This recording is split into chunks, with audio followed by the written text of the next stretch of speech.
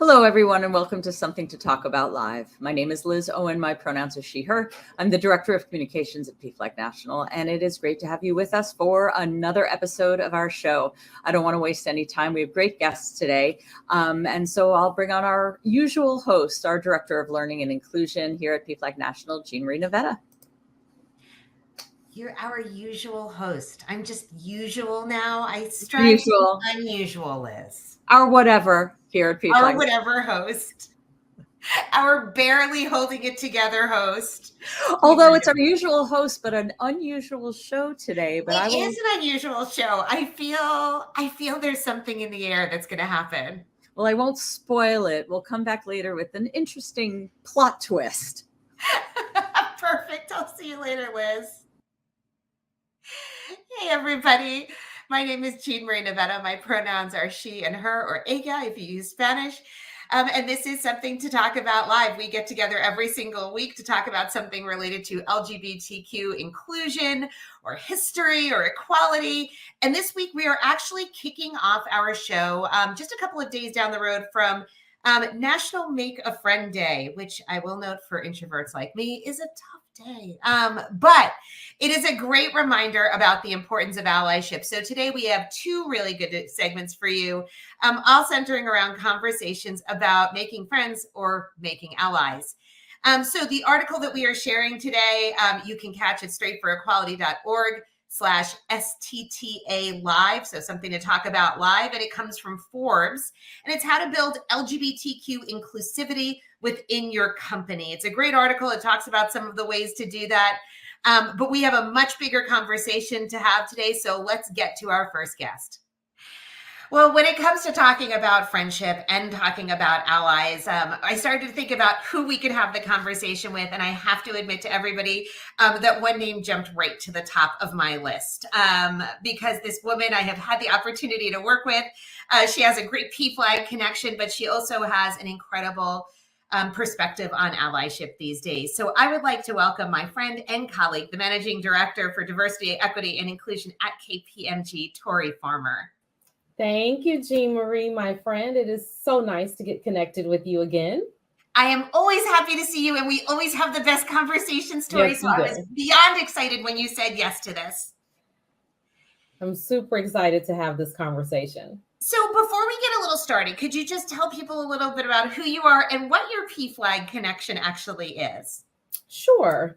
So Tori Farmer with KPMG. I've been with the firm for a little over 18 years, always in the human resources or talent and culture organization. And for the last 12, 13 years, really focused on diversity, equity, and inclusion, which has been a privilege.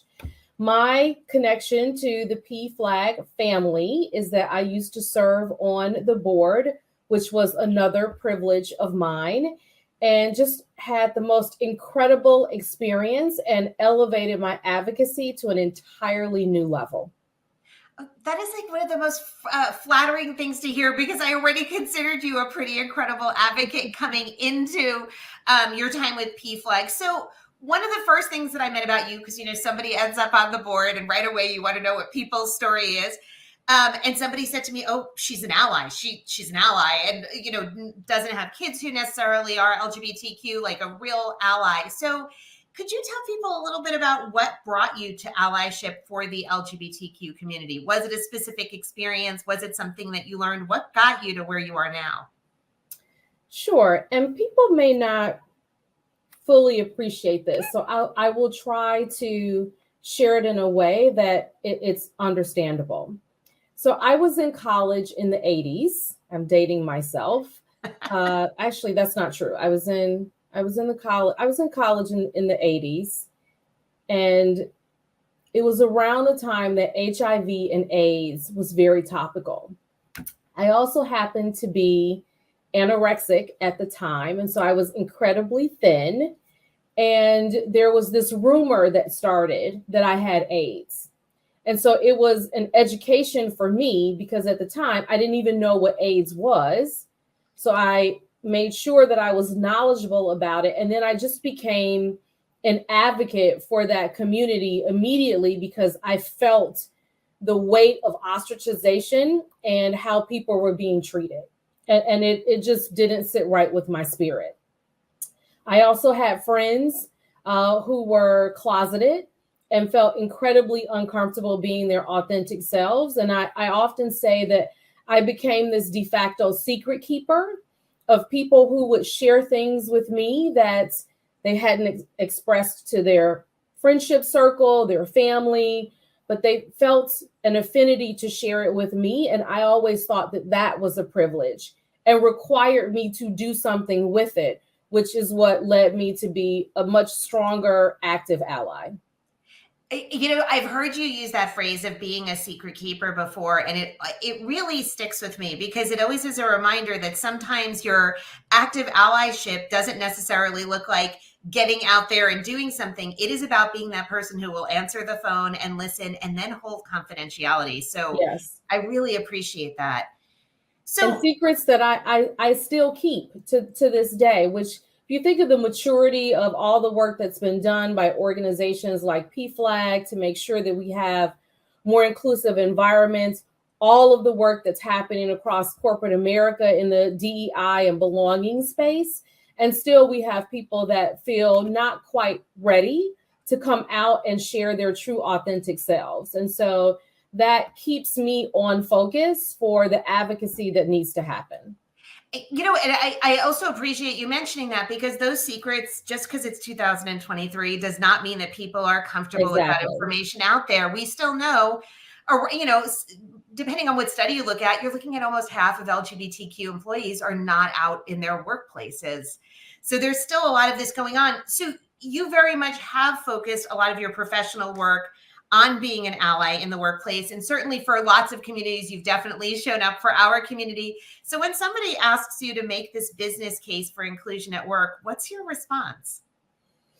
It's an interesting question. And to be perfectly honest, I often don't respond because I feel like in this day and age, with everything that's happening in the world, we should not need a business case for humanity. And so if we look around us, there is an opportunity to be empathic and attentive and to be an advocate on so many different levels. I try not to have the conversation around business case. But if I'm forced into that conversation, my typical approach is think of the last person that left your team, or think of the person that may be more introverted and not able to express themselves fully in whatever environment they're in. That's your business case. You're living it and experiencing it every single day by the comings and goings of people that you work with. Wow. I think that is a profound way to put it. And I never really completely thought of it in that lens, but that is absolutely true. And that actually kind of sets us up to the other question that I wanted to ask of you, which is, we've made a lot of progress. You've acknowledged this. I can acknowledge this. Things are definitely not what they were 5, 10, 15, and certainly 20 years ago. We've seen a lot more acceptance for LGBTQ people, for their families, for the issues we're talking about. And yet, at the same time, particularly over the last 2 years, we've seen tremendous pushback. And some of this has creeped into the workplace in many ways. When you look at what is happening out there with some of this legislation, some of which is very much designed to attack, I think, the progress that's been made with DEI work, are you concerned about what you're seeing? Do you think that some of the progress that we have made is jeopardized, whether we're talking about the LGBTQ community or other marginalized groups? I think we're always at risk because the world is so dynamic and things are constantly changing. And it's unfortunate that a lot of the accomplishments that we've made are at risk today, but it really has to do with all of us being more active, using our voices, using our privilege, using the opportunities that we have to make sure that those gains are not repealed in any way. Yeah. So when you talk about using privilege, using actions, what are the kind of things you coach people on when they ask you, how do I do that? What are some of those ally behaviors that you think have a really big impact? Those ones that can be really accessible. What are things that you suggest to people to do? Well, by nature, I love history. And so I always have. And I always start by educating myself on the history. And I'm biased. PFLAG has an amazing collection of trainings and resources that really allow people to appreciate the LGBTQ plus history. And so I think that is foundational and necessary for everyone. And then it's look among your inner circle, or whether it's work, community, family, there is likely someone that is a part of this community that could benefit from your support. And having those personal conversations and appreciating lived experiences are always game changers. They leave indelible imprints on your spirit that requires you to take action. You can't hear someone else's story and choose to do nothing. And then always there's the ways that you can engage, whether it's financial contributions or volunteerism or serving on a nonprofit board like PFLAG. It's really around how do you take that to the next level. And this is exactly why I wanted to have you on to talk to us, Tori. I think those suggestions, learn people's history, understand how it's shaping what they're experiencing and what the perspectives are today. Look to people who need help, who might need that support, and ask how you can be supportive. Give of your time, give of your talent. I mean, these are exactly those structured ally behaviors. Tori, thank you so much for joining us. Thank you for your quick but enormously impactful pieces of wisdom and advice on this. I really appreciate you, and I appreciate all the work that you do. Thank you. Virtual hugs to my PFLAG family. Right back at you, my friend. We'll see you again soon. Well, that was obviously a great conversation about allyship, but we want to take the conversation a little further. And Liz kind of did mention something about a plot twist in today's show. So maybe we should bring her back in to see what's happening. Hello. Hello. You mentioned a plot twist in today's show. What is happening? I did. So today's show, normally you keep talking to people, but I realize, of course, we never really get to talk to and hear from you except in the form of questions or comments about questions. So we thought today's topic offered a perfect opportunity for you to be the guest. You get put in the hot seat along with the rest of PFLAG National's learning and inclusion team. So with that, I'm going to bring them on. Jamie Henkel, our learning inclusion manager, who's often here with us.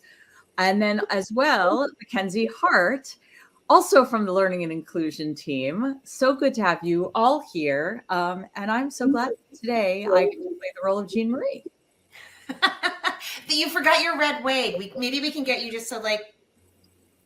I did. And also I feel like, I don't know that I will be as good at this, but I'm going to do my best to. We have confidence in you, Liz. Thank you. I appreciate that. So I'm going to start with you, actually, Jean Marie. So allies, of course, have been a part of PFLAG's work for 50 years since the beginning. Started with family allies. We were literally founded by an ally. So what makes the work that PFLAG is doing with allies through your team, through the Straight for Equality program, different from our traditional engagement? I think the biggest thing is the motivation. We started in a different place because PFLAG's traditional model has been a parent will come to PFLAG because they found out that their kid identifies as LGBTQ and they need support, whether it is towards acceptance or just towards what being supportive actually looks like. So there's always that very personal, extremely personal connection because it's typically a family connection. But what we started to notice, and this goes back to around 2005 or 6, was we kept hearing from PFLAG chapters who were saying things like, our new board member, our new chapter president doesn't have a family member that they know of that's LGBTQ. We were just sort of seeing more and more people who say, I've got a friend, I work with someone who. And so going into that model, but usually that comment was followed with, I'm just not sure what I'm supposed to do with that. And so what we needed to do was recognize that the motivation of these allies is very different. And sometimes you even need to help them find that motivation. They've got the connection, but they haven't understood their role in terms of building equity and equality. And so it was about what kind of motivation they had. And you needed to understand that that was different than a family one. And there were also different needs. Often people walking into a PFLAG meeting were looking for a path towards acceptance. But typically with allies, we already saw people who were there. What they needed to grapple with were some of those tough situations where they felt like they should have been speaking up, but sometimes weren't. And that did not have to do with lack of acceptance. It had to do with dealing with really basic stuff like being afraid of conflict, not knowing enough, not knowing when they should actually speak up. So it was taking some of those lessons we learned about that progressive meeting people where they were kind of approach, but it needed to have a really unique twist in it. And it needed to be action-based. It couldn't just be about theoretical support. It needed to be literally saying to people, stop doing that, start doing that. I love that. And I do love the fact that it was really taking all the work you did with families, applying it to the non-family ally, but it isn't just about words. It was very much about words, but here are the meaningful actions to take. Which is so important, because if you can't take action, ally is not just about words and what you say. It really is about signifying through action the things that you are doing. So Jamie, my next question is for you. So you've always identified as an ally yourself, but this work puts you in a position where you're really engaging with other people to take on that work actively. So what is the most maybe surprising thing that you've learned about people who are trying to show up as allies to folks who are LGBTQ+? Once I get past my very on-brand snarkiness of like, I can't believe they don't know this in 2023, I think the thing that surprises me the most is how often self-identified allies, people that are trying to do this work, minimize what they're doing already and don't realize the power that those really small but really meaningful things actually have on the people around them. So when you make a decision to ask a question more inclusively, are you dating someone rather than do you have a boyfriend or girlfriend? When you make a decision to use a word like partner or spouse, when you ask somebody about their pronouns, when you have those conversations about how people describe themselves and what it means to them, and then use that language consistently, when you talk about the queer characters that you're watching on television and how impressive you think The Last of Us storytelling has been so far, like when you have those conversations, when you talk about out athletes in professional sports with the Super Bowl coming up, like people minimize how powerful, how significant, how meaningful that can be. And I think that is something that continues to surprise me. They're like, well, I don't know what to do. I don't know how to take action, not realizing that the things that they do every single day is actually taking action. It's really good to hear you say that. And it's interesting because, I interact with you on a daily basis, of course, through our work. And that is really something that I notice about you and many of our colleagues, is that this type of work that, at the beginning might take practice, for example, using certain language, how you use, that is just what you do.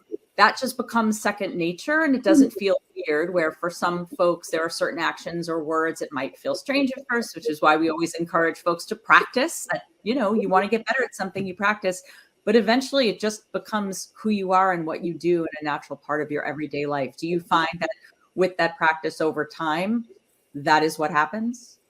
Yeah, absolutely. I mean, I think that it is something we talk about quite often. It's something I encourage other people to do. And it just, again, is another reminder that, like, for me personally, my allyship does mean advocacy. I am regularly contacting my elected representatives. I am, marching in prides. I am going to demonstrations when I am called on to do so in most situations. But that's for me. That is a part of my allyship, and it's not a part of everybody's. And I just don't want people to minimize the action that they are taking and the effort that they are putting in. And I see a lot of people doing that. And that it just surprises me this far into this work and my tenure at PFLAG.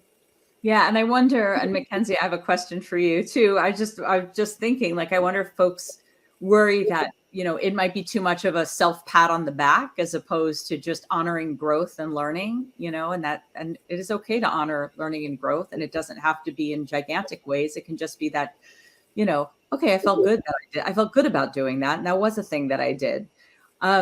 Mackenzie, so the conversation about allies primarily started by being about people who aren't LGBTQ plus supporting that community. But in a lot of cases, you're talking about allyship within the community as well.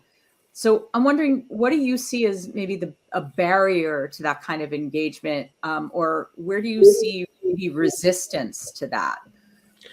I think that there are a few areas where we see some barriers, some resistance, some kind of negative responses, which I think we often see some issues with people who have been involved in the movement or have been taking action, identifying within the LGBTQ plus community who kind of have stopped their learning journey, that they got to a point where they said, well, I feel like I have been able to be accepted. I feel like I got where I need to get, but now all these other people who are falling under some different umbrellas are asking too much, or they're making me look bad, or there's kind of that angle that I unfortunately kind of see. And I'll be very specific. I see it around bisexuality to an extent. I see it around non-binary people, the conversation about pronouns. I've even seen it around asexuality, that people say, okay, hold on, this has gone too far, even though several decades ago, people were going to be saying that about them and the identities that they shared. I also think that there are other issues or other marginalized identities outside of the LGBTQ plus community that we as a community should be doing better to talk about. So talking about race issues, to making sure that there is racial equity and racial justice, talking about disability and making sure that people with disabilities are able to be included in our spaces, in our advocacy, and making sure that those go hand in hand. For example, we talked about marriage equality for same-sex couples for a very, very long time. We continue to talk about it. It's a very important subject. But I have heard that in some places, if people with disabilities are to get married, they might lose out on other benefits they have. So there is not necessarily marriage equality for disabled people. And so that's somewhere that I think we can do a much better job as a community. And I say that myself as a bi and non-binary person, that I'm white, I'm not disabled, I'm not of different religious traditions. So there are so many different areas that I can do better, and that I think many of us can do better. And unfortunately, we do hit some of those barriers because it can again be difficult to admit but what we don't know, or to really see ourselves as the quote unquote main character in something like that. And that's something that we all need to do better, kind of overcoming. Yeah. And, in the social media space, as a communications director, I spent a lot of time on social media, even seeing the lack of allyship among cisgender, gay, lesbian, bi people as allies to the trans community, there even seems to be complication there where, like, to your point, 20 years ago, that's how folks were sort of feeling about, like, to see how far we've come, but how far we still have to go. And I will put in a plug here. I didn't write the publication, so I get to say our ally guides are phenomenal. Jean Marie is largely responsible for them with the support of her team. But one of the reasons I love those guides is that there really is something for everyone. So people, there's a guide for folks who are straight allies. And then there is a guide for folks who are allies to trans people. And that means also cisgender, gay, lesbian, bi, ace, whatever your sexual orientation is. And so it really brings everybody into the ally conversation, and that really everyone can be an ally to someone. And that to me is the whole spirit of Straight for Equality, which I just love. So I recognize we only have a little bit of time left, but I still want to spend that little bit of time with you all. And I want to do, I think, Jean Marie, you call it a speed round. I want to do a speed round. So I have two questions. So the first question I have in our speed round, and Jamie, I'm coming to you first with this one, is what is the biggest challenge in ally engagement right now? To me, I think that the biggest challenge in ally engagement right now in February of 2023 is that people are they're overwhelmed. There's so much going on. We are so fatigued. The last couple of years have been really, really hard. And I think for people who don't necessarily have that direct personal connection, there are 99 other things trying to grab their attention right now. So for me, that's the biggest challenge we're facing. And then follow up, what's your greatest hope in ally engagement right now? I think that my greatest hope is actually illustrated by my family. I have a living grandparent who is almost 94, and my parents are both almost in their 70s. And when I hear them talk about how proud they are of the work I do at PFLAG, when I hear them using my trans cousins' correct pronouns, when I hear them asking questions, and my mom getting really excited about knowing what the non-binary pronouns on a form she filled out was, like, that gives me a lot of hope that they are people who on paper might not necessarily be progressive and accepting and affirming and celebrating the LGBTQ plus community, but the effort they put in every day gives me hope. I love that, and really shows you don't have to be young and you don't have to be progressive to be affirming and loving and caring. You could just be a kind person who is willing to learn. Like, can we just start there? Mackenzie, you next. Same two questions. Same two questions to you. Great. So I do agree with Jamie on the challenge, the barrier there, but I think one other thing that comes to mind for me as a really major challenge is people thinking that they have either learned enough or have already done enough as allies, and so they don't feel a need to continue the learning journey, or they don't feel the need to take action. So for example, someone who says, well, I'm great with the gay and lesbian stuff, but they haven't taken any steps to understand bisexuality or trans or non-binary identities. Or people who said, well, you know what, I voted for this politician or for this policy, for example, marriage equality, but then still put their money into video games or chicken sandwiches, or I'm not going to name anything specifically, but put their resources and their time and support into places that very actively discriminate against LGBTQ plus people, or engage in behaviors that are still exclusive because they're not taking that next step.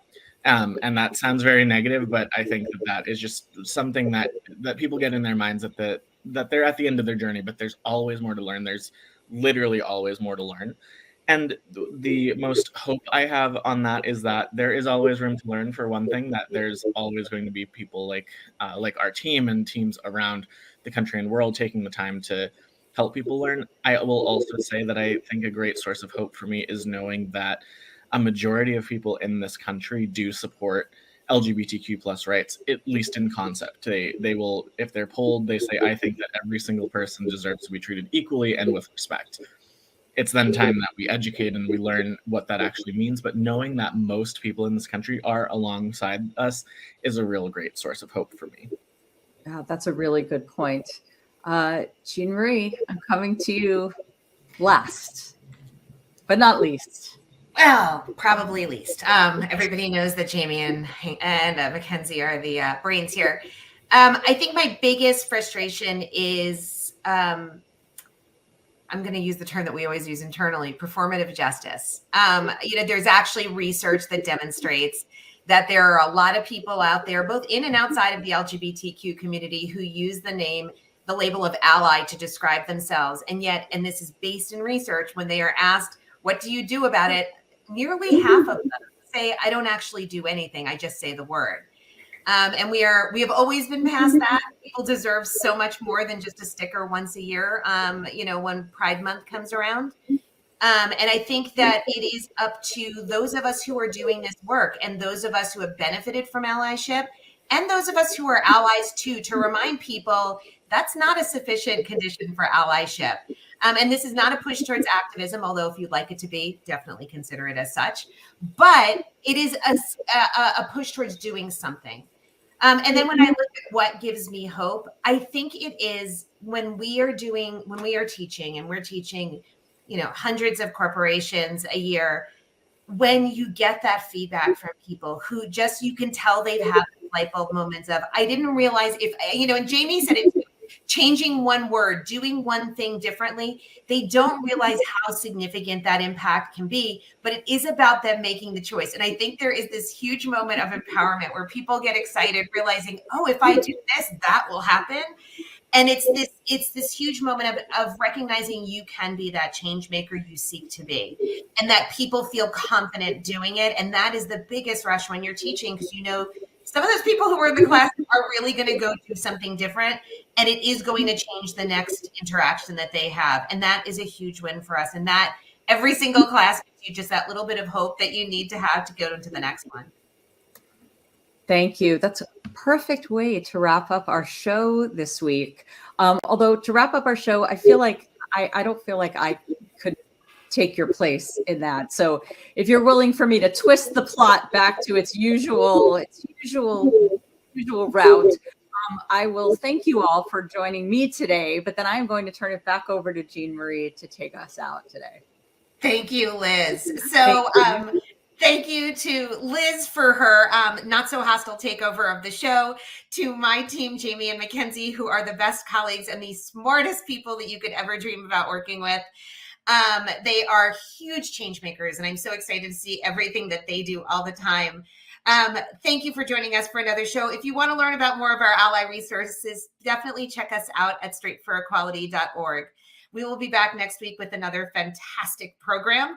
And the way we sign off every single week, and Liz said she didn't feel comfortable using my Doctor Who line without me, which is we remind everybody to run fast, laugh hard, and most of all, please be kind. If you need help between now and next week, make sure you visit us at pflag.org. We'll see you next week.